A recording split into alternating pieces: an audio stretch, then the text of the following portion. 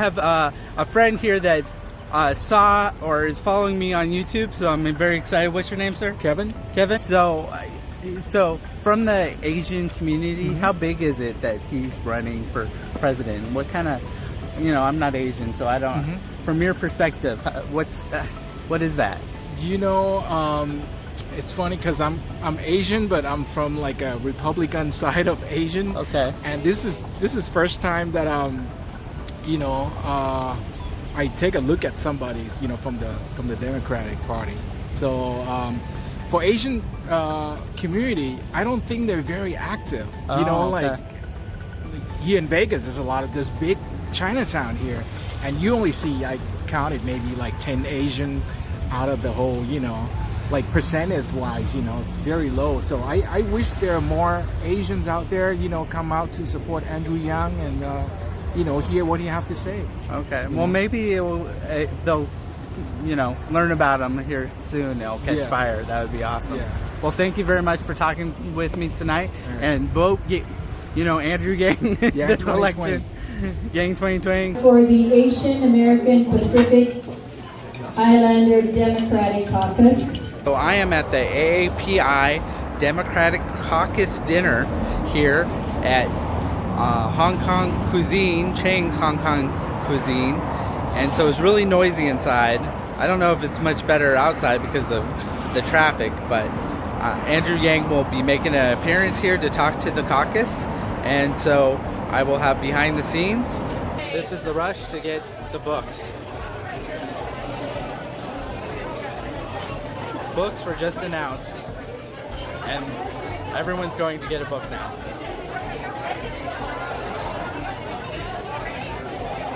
Hopefully the table won't fly off.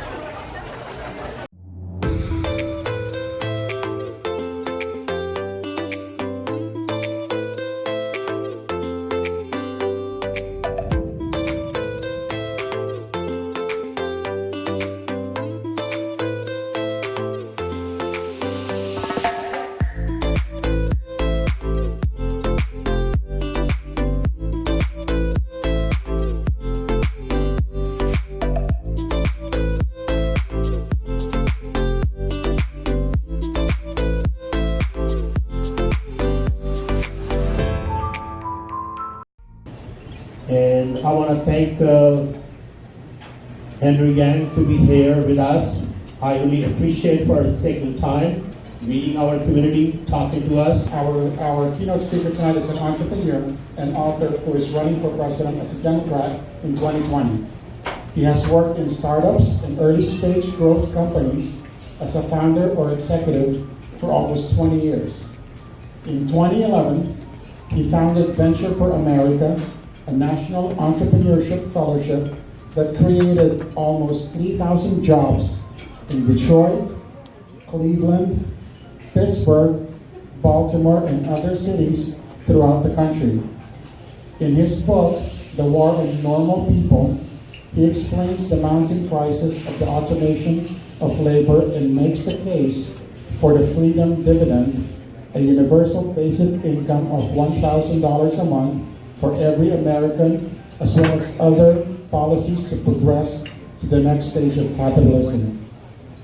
He was named a presidential ambassador of entrepreneurship by the White House under the Obama administration and a champion of change for his work with Venture for America. He lives in New York City with his wife and 2 sons. Everybody, please give it up and give him a warm welcome, Mr. Andrew Yang.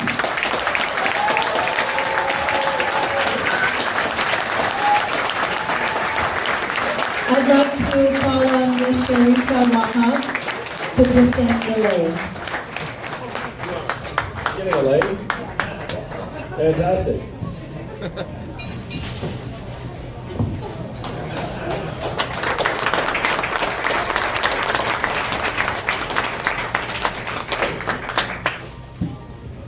Thank you so much for coming together tonight. It's so tremendous to be with this community. I'm Andrew Yang. I'm running for president as a Democrat in 2020, and I'm a lot like many of you, I believe, or maybe perhaps like some of your children. My parents met as immigrants from Taiwan at UC Berkeley in the 60s. Anyone here go to Berkeley? There's always somebody. Always someone. So my father got his PhD in physics at Berkeley. My mother got her master's in math and statistics. So I was a very nerdy kid, which might resemble some of your children.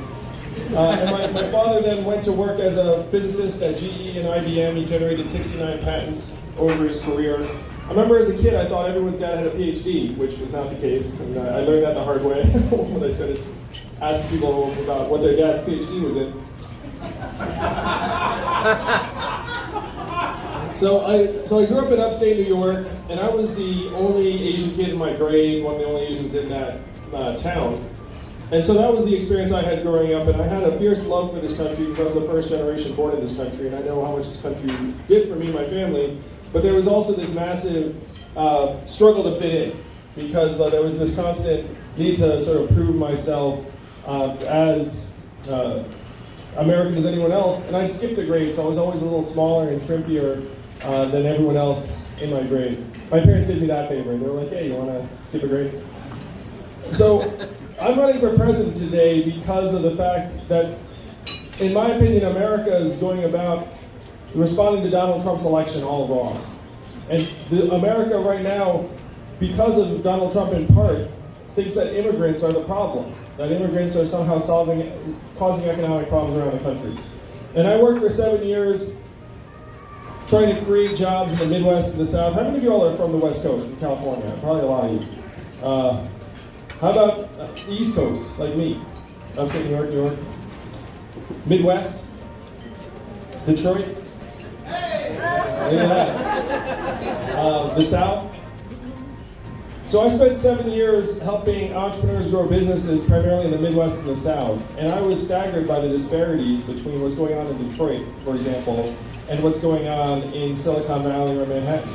Like flying between Missouri and Manhattan or Detroit and San Francisco, I felt like I was crossing between dimensions or decades rather than just going a few time zones because the economies felt so different.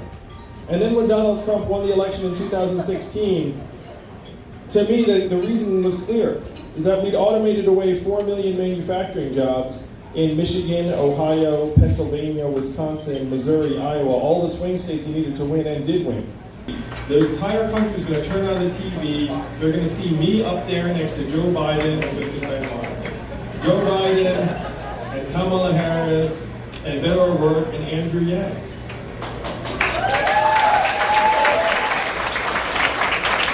And they're going to look up, and you know what they're going to think. They're going to think, who the heck is the Asian guy standing next to Joe Biden and Beto O'Rourke and Kamala? No, that's true, right? They're going to look up and they're going to be like, who the heck is that? He's the guy with the economic policy. And then they're going to be like, wow, this is really interesting. This is like a whole other category of candidate, and a lot of people are going to get very excited. And the reason why I know this is that we have already received over 100,000 donations from different people around the country, which again, it puts me in the top 6. My fans are even cheaper than Bernie's fans because my average donation is only $19. So if you only give $20, you'd be an above average member of the Yang Gang. It's a very cheap gang to join. So most of you, this is your first time hearing from me or about me. You got this invite and you were like, Andrew Yang running for president, like what interesting, what my friend tells me to go, I should go, and let's see what he's about. And that's what is happening around the country. But the reason why I'm qualified for the Democratic primary debates is that I'm talking real talk about what's happening in communities around the country. I'm at 3% support nationwide, and no one has ever heard of me. I think about that for a second. I'm beating household names. I'm beating sitting senators for years, and I'm the anonymous person who just came out of nowhere like a number of months ago. Now, I want to talk a little bit about the Asian American community, and again, I'm very, very proud of our community. And one of the reasons I'm so excited to be here with you all is that you all are exceptions, because you are actually politically engaged. And I hate to say it, the Asian American community is not known for its political engagement. Yeah. That's true. So the fact that you all have been doing this hard work in your communities for the last number of years sets you apart.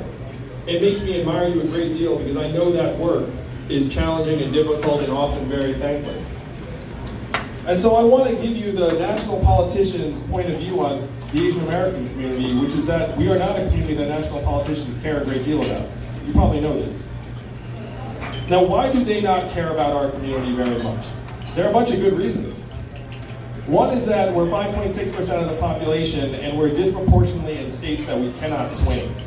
We're in New York, California, Massachusetts, Texas, places that are clearly blue or red, and so we're not an important swing vote in those places. If we all moved to New Hampshire, we would all of a sudden be very important. And so that is what I'm proposing to you all, is that we all move to New Hampshire right in time for the 2020 primaries in February of next year. Are you with me? Oh, so we're in states that we aren't an important population in, so that's one reason. Number two, we don't vote at the same levels as other groups. It's kind of hard for politicians to care a lot about you if you don't vote as much as other groups. Number three, we donate money less often and at lower levels than other groups. It's hard for politicians to care about you if you donate less and less frequently than other groups. Number four, we are split evenly politically. And there are many Republicans in this room that supported Donald Trump. There are probably the same number of Democrats that were very disappointed in his election. And for the people that voted for Donald Trump, I have many friends and even family members who voted for Donald Trump, in large part because Asian Americans tend to vote along economic lines. There are a lot of single issue Asian American voters. They say, if you lower my taxes, I'm all set. That's going to be the one thing I care about, and the rest of the stuff I don't need to worry about so much. Now, some of you are nodding because you know that's true, and so, you know, I mean, and it's fine in the sense that, you know what you are focused on, which I'd suggest is sort of an Asian thing, is that you kind of know what you're focused on. And that we have like particular variables that we care about a lot. But I'm going to suggest that that mindset needs to end in the days to come. Because this country that we came to, that my parents came to, that you or your families came to make a better life for us and our families, it has worked, at least for my family. Like, we came, and I've been the beneficiary, and I'm immensely grateful, and I want to leave this country in a shape that I'm proud of for my kids, so that they can experience the same sort of things that I did. But that relationship only works if this country is still prospering and heading in the right direction. It is not the case that Asian Americans can show up and that we're going to prosper no matter what happens. I mean, like, if things are going poorly in other dimensions, then we will not be in position just to benefit economically. And you can see this happening already, where there's this tribalism that's increasing in the United States. And why is that tribalism increasing? It's increasing because 78% of Americans are living paycheck to paycheck, 57% can't afford an unexpected $500 bill, and we are automating away the most common jobs in this society. And so in that environment, people look up and start thinking, who am I going to blame for this? I'm worried about my job and my livelihood. I can't afford college for my kids because college went up in price 250%. And I'm not sure what my kids' future holds. And then if someone comes along and says, hey, it's their fault, it's immigrants' fault, then you start listening. You start believing. Now, historically, Asian Americans have not been on the receiving end of that. But I'm going to suggest to you all, who is right now being presented as the international rival or boogeyman to the United States? Mexicans. Sort of Mexicans, yeah, but who's the big on the horizon? It's China, right? I mean, when's the last time you saw a positive press piece about China? When's the last time you saw a negative press piece? I mean, it's pretty honest. And one of the things I've pointed out is that when we jailed the executive from their telecom company, that was like a national hero in China. It would be the equivalent of if China were to jail Sheryl Sandberg when she was in Hong Kong for doing something with Tibet. Like, how would the American people respond if you were like, hey, Sheryl Sandberg is now under arrest? Like, that would be front page news every single day in our country until she was home. Am I right? That is what happened to that Chinese executive. And then you know what's happening in China right now is they're like, what the heck is going on? Like, the US just jailed like our national hero tech executive for doing something that they disagreed with. So tensions are likely to rise between the US and China, and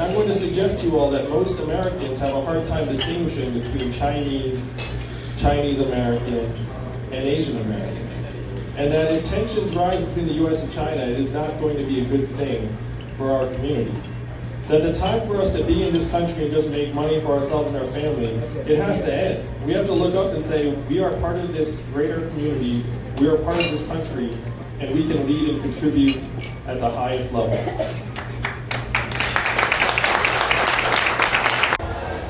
Okay, this is Daniel. I'm here with a local member of Hi, I'm Sunny Vinaya. I'm the president of the Asian Chamber of Commerce. Asian Chamber of Commerce. What was your impressions of Andrew Yang, just hearing him tonight? Well, first of all, it's very refreshing to see an Asian candidate running for president. You don't see that every day, which is really good. He is a business owner, an entrepreneur, which is very favorable, especially for chambers. He's got fresh ideas, which is very different, interesting. I cannot wait to see his book, read his book, I should say. And I want to see how he fares with the debate. And I want to research more on his views on the other issues as well. Okay. So, but overall impression, 1 out of 10, 8, 7? I give it about 7 right now. Oh, 7 right now. Yeah. A lot more research. More research, of course. Piqued your interest. Yeah, so definitely. Okay. It's our first time meeting him. I've read his bio. I've seen his website. I've seen some of the things that he has to offer. But of course, I want to get my due diligence done and get to know him more. Well, he talked a little bit about the Asian community tonight. How do you think that you go about getting the Asian community more involved with politics or this presidential race? Sure. The one thing that he said correctly is not a lot of Asians go out to vote, which is a challenge for us because we are gaining as far as population here, especially in Nevada, and Asians should realize that if all of us go out and vote, we could be very powerful. It could really change a race for anybody. Okay. So how did ours is really educating people about the importance of voting, why their voice matters. In some areas, because it's not like their old country that your voice, even if you speak, doesn't matter. Here, you can actually be heard. So it's changing a mindset. That's correct. Okay. Well, thank you very much for speaking with me tonight. You have a wonderful night. Thank you. Okay. All right. Hello, this is Daniel. I'm back, and I'm with a gentleman tonight that just heard Andrew Yang speaking at the Caucus for the Democratic Caucus for Asian Americans. Yep. Okay. And so, what is your name, first of all? My name is Evan Louie. Okay. Thank you, Evan, for doing this interview. And what was your impressions of his speech tonight? Impressions were really good. In fact, I deal a lot with the Asian American Pacific Islander community, specifically in political engagement and civic engagement. One of our goals is to see a lot more AAPIs getting out there to vote, right? And historically, as he mentioned in the speech, is that we have that perception of that we don't vote, we don't donate to political campaigns, that we're not as active as other minority communities out there. And I think a lot of the message that he articulated was activism and getting them involved, and being on a national platform, and the fact that he's going to be one of the Asian people that is going to represent on a national platform in the debates. I think it's great to see. It's iconic. But the message that he said about technology, I actually used to work in enterprise software, dealing with a lot of Fortune 500 software companies. And it's true. I mean, automation is something that's happening to a plethora of industries, and people have to look at different types of skill sets to solve that issue. And I think taking that type of approach of working with companies that are very labor driven, that a lot of their jobs are going to be displaced due to automation or AI, is a great issue to focus on his platform. But he did speak also about education and healthcare and housing and things that are also very important. But as a proud Asian American, I'm glad to see him get out there and speak to our API community here in Nevada. Okay, awesome. Well, that's the main question I was going to have. How do your ideas for engaging the Asian community? And so I talked to the president, and he said just education. And so just education is the big thing. Are Well, if you look at it, so statistically, what are the main issues that impact the API community? It's always true. Education is actually on the top. Our economy and job creation is also a very important thing. And of course, immigration reform. You know, you look at like the immigration backlog of like the Filipino community or the Indian community or various aspects. You know, immigration reform is an important issue, and of course, healthcare. You know, and but education, I would say, is the top. When I say education, I mean educating the Asian community that their vote matters. And oh yeah, definitely. I mean, as far as the importance of political engagement. To get them engaged? Yes, get them engaged here in Nevada. You know, one thing I don't know if you was aware or cognizant of is Nevada has the fastest growing Asian American Pacific Islander API population in the entire United States. Wow. Okay. We've grown as a population, we've grown 112%, I believe, in the past 10 years. We do represent, I think, roughly more like 11% of the population here. We're one of every, I think it's 1 out of every 11 businesses are Asian American here in Southern Nevada. Well, if you ever had a candidate that was worthy for voting for, I really think Andrew Yang is the one. But I hope that the voice is heard. That it's not just my opinion, but the Asian community. Well, I would say I am cheering for the Asian American candidate, and I have to keep neutral because we are entertaining many candidates. But I would say that he did do a great speech. I'm glad he's picking up a lot of momentum and a lot of support nationwide, and I hope that that momentum builds even further. Awesome. Well, thank you very much for speaking with me, and go ahead and subscribe.